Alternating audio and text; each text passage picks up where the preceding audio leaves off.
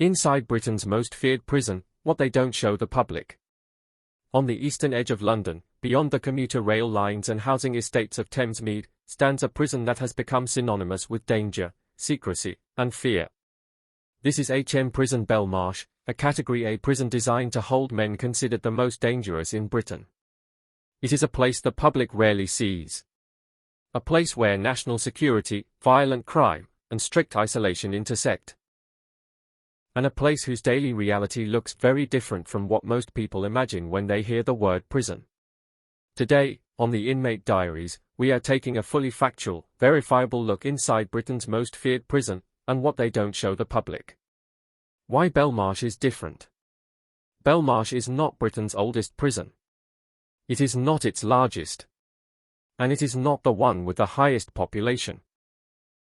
Yet for decades, it has carried a reputation that sets it apart from every other jail in the country. Belmarsh holds Category A prisoners, individuals assessed as posing a grave risk to the public or national security. Terrorism suspects and convicted extremists. Inmates accused or convicted of extreme violence, including murder. Prisoners whose names regularly appear in global headlines. Some of the most legally complex and politically sensitive incarcerations in modern British history have taken place behind these walls. But what actually happens inside Belmarsh, day after day, is far more controlled, bureaucratic, and psychologically intense than most depictions suggest. Before we continue, if you value deeply researched, factual prison documentaries like this one, take a moment to like and subscribe to the Inmate Diaries. Your support directly helps us continue sharing more accurate, in-depth stories that rarely make it into the mainstream. Now, back inside.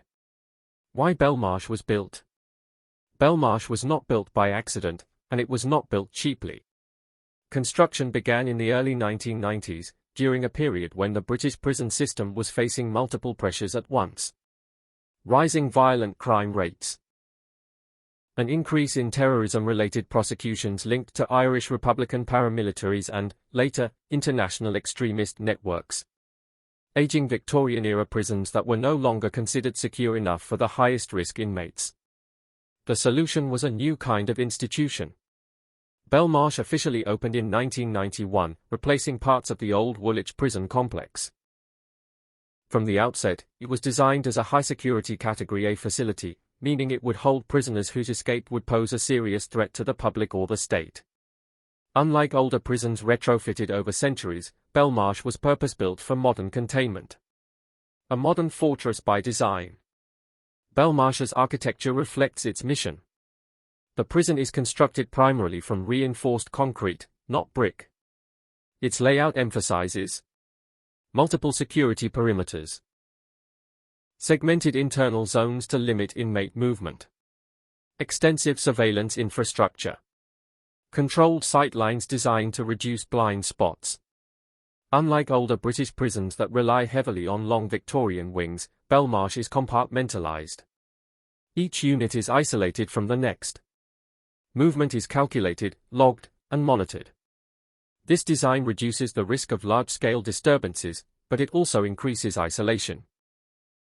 Former inspection reports have noted that the physical environment, while secure, can feel oppressive and psychologically heavy, even by prison standards. What Category A really means. In the UK, prisoners are classified from Category D, the lowest security, to Category A, the highest. Category A does not automatically mean a prisoner is violent inside prison. It means that their escape would be considered extremely dangerous. At Belmarsh, Category A status often applies to terrorism-related offenders, individuals involved in organized crime at senior levels, prisoners with a history of extreme violence. In some cases, remand prisoners awaiting trial in sensitive cases. This distinction matters, because Category A prisoners are subjected to the strictest security controls available in the British system. Who ends up in Belmarsh? Contrary to popular belief, not everyone inside Belmarsh has been convicted. The prison serves multiple functions. Long-term detention for high-risk convicted prisoners. Remand custody for individuals awaiting trial. Holding prisoners during extradition proceedings. Temporary housing for inmates transferred from other high-security facilities. This means Belmarsh can contain, at the same time, convicted murderers, terrorism suspects awaiting trial, prisoners appealing convictions, inmates who may ultimately be acquitted or released. That legal complexity shapes daily life inside the prison. High-profile prisoners, fact versus myth. Belmarsh is frequently described in the media as Britain's Guantanamo Bay. That phrase is journalistic shorthand, not a legal classification, and it is often disputed by officials. What is verifiable is that Belmarsh has housed numerous high-profile prisoners over the years, including convicted terrorists, individuals accused of international crimes, prisoners involved in major organized crime cases. However, the presence of famous or controversial inmates does not reflect the experience of the average prisoner. Most inmates at Belmarsh are subject to the same prison rules, regimes, and oversight as other high-security facilities, albeit under tighter controls. Daily life under maximum control. Life inside Belmarsh is highly structured and intentionally monotonous. Cells typically contain a single bed, a combined toilet and sink, limited storage, a small desk or shelf. Many cells are shared, though single occupancy may be used depending on risk assessments and availability. Prisoners spend a significant portion of each day locked inside these cells. The exact number of hours varies depending on security category, staffing levels, individual behavior, ongoing incidents or lockdowns. Inspection reports have documented extended periods of confinement, particularly during staff shortages or security alerts. The role of isolation. Isolation is not accidental at Belmarsh, it is built into the system. Prisoners may be separated from others for reasons including safety concerns, intelligence assessments, disciplinary measures, mental health evaluations. Some forms of isolation are governed by strict legal frameworks. Others depend on operational decisions made day by day.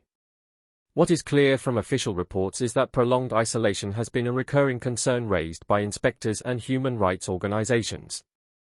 These concerns are documented, not speculative, though the prison service disputes claims of systemic abuse. Staff under pressure. Belmarsh is not only demanding for prisoners. Staff working here face high stress levels, constant vigilance, the risk of violence or manipulation, chronic staffing shortages, according to union reports. Officers receive specialized training for high-security environments, but even so, morale issues have been repeatedly noted in official inspections. When staffing levels drop, regimes tighten, and prisoners spend more time locked in their cells. This creates a feedback loop. More confinement increases tension. More tension increases risk. And risk leads to further restrictions. What the public doesn't see. What the public rarely sees is not chaos or constant violence, but control. Belmarsh is defined by bureaucratic precision, endless documentation, risk assessments governing even minor decisions, layers of authority overseeing daily life. Every movement is logged. Every interaction is monitored. Every privilege can be revoked. For prisoners, this can feel less like punishment, and more like erasure. The walls close in. Belmarsh was built to keep the public safe, and by many measurable standards, it succeeds. But security has a cost. And in Britain's most feared prison, that cost is paid daily, by inmates and staff alike. Discipline, isolation, and the psychological cost. To understand why Belmarsh has become Britain's most feared prison, it is not enough to look at who is held there, or how secure it is. The real story lies in how control is maintained, how discipline is enforced, and how prolonged confinement affects the human mind.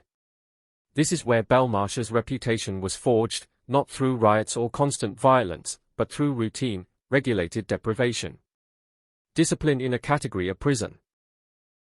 Discipline at Belmarsh operates under the same legal framework as the rest of the British prison estate, but its application is stricter, and the consequences are heavier. Infractions that might result in minor sanctions at lower security prisons can lead to severe restrictions here. These include loss of association time, reduced access to work or education, removal of personal property, placement in segregation units. All disciplinary actions are required to follow formal procedures, including written reports and adjudications. However, inspection reports have repeatedly noted concerns about overuse of restrictive measures, particularly during periods of staff shortages or heightened security alerts. Segregation, what it really means. One of the least understood aspects of Belmarsh is its use of segregation, sometimes referred to as the block or the seg unit. Segregation is not officially classified as punishment alone. It is also used for prisoner protection, intelligence-led separation, managing individuals considered disruptive or at risk, temporary containment during investigations. Under UK law, segregation must be regularly reviewed and justified. In practice, some prisoners have spent weeks or months in near-total isolation, a fact confirmed by inspection and legal records. Cells in segregation units are typically more austere than standard accommodation. Human contact is minimal. Exercise may be limited to 1 hour a day, sometimes alone. Human rights organizations have raised concerns about the mental health impact of such conditions, especially when isolation is prolonged. Mental health inside Belmarsh. Belmarsh houses one of the most mentally vulnerable prison populations in the UK system. This is not speculation, it is documented. Official inspection reports, parliamentary inquiries, and NHS assessments have consistently identified high rates of anxiety and depression, severe stress linked to uncertainty for remand prisoners, elevated risk of self-harm, a significant number of inmates with pre-existing psychiatric conditions. Many prisoners arrive already unwell. Others deteriorate after prolonged confinement. Self-harm and suicide concerns. Self-harm incidents at Belmarsh have been a recurring concern in official oversight reports. While exact figures vary year to year, inspectors have noted repeated use of emergency monitoring procedures, high demand for mental health services, staff struggling to balance security with care. Deaths in custody have occurred at Belmarsh, as they have across the prison system. Each death is subject to investigation by the Prisons and Probation Ombudsman, with findings publicly released. Some reports have cited failures in mental health care and risk assessment. Others have emphasized systemic pressures rather than individual negligence. What is clear is that Belmarsh operates under constant strain when it comes to mental health provision. Remand prisoners and legal limbo. One of the most controversial aspects of Belmarsh is the number of prisoners held on remand, legally innocent until proven guilty. Remand prisoners may spend months, sometimes years, awaiting trial, extradition hearings, or appeals. During this time, they are often subjected to Category A level restrictions, despite having no conviction. This legal reality has drawn criticism from lawyers, advocacy groups, and members of Parliament, who argue that the conditions can amount to de facto punishment before conviction. The prison service maintains that security decisions are based on risk, not guilt, but the tension between law and lived experience remains unresolved. The Assange case and global attention. Belmarsh entered global consciousness in an unprecedented way with the imprisonment of Julian Assange. Assange, the founder of WikiLeaks, was held at Belmarsh from 2019 onward while facing extradition proceedings to the United States. His detention sparked international controversy, with critics arguing that his confinement conditions were excessive for a non-violent offense. Prolonged isolation harmed his physical and mental health. His treatment raised broader concerns about press freedom and human rights. British authorities maintained that Assange was treated according to standard procedures for high-risk prisoners and denied claims of mistreatment. Independent medical experts, however, expressed concern about his psychological condition, a matter discussed in court proceedings and public hearings. The case turned Belmarsh from a domestic high-security prison into a symbol debated on the world stage. What the Assange case revealed. The Assange case did not reveal secret practices, but it exposed the system to scrutiny. For the first time, the public examined how remand prisoners are held in high-security conditions. The use of isolation for legal, not disciplinary, reasons. The psychological toll of prolonged uncertainty. Many of the practices criticized in his case were already documented in inspection reports, but they had rarely attracted sustained attention. Belmarsh did not change overnight. But it became impossible to ignore. Oversight, inspection, and criticism. Belmarsh is subject to regular inspection by Inspectorate of Prisons, as well as oversight from the Independent Monitoring Board, the Prisons and Probation Ombudsman, parliamentary committees. These bodies have acknowledged the professionalism of many staff, the complexity of managing high-risk prisoners. But they have also repeatedly raised concerns about excessive time spent locked in cells, inadequate mental health resources, over-reliance on segregation, poor conditions during staff shortages.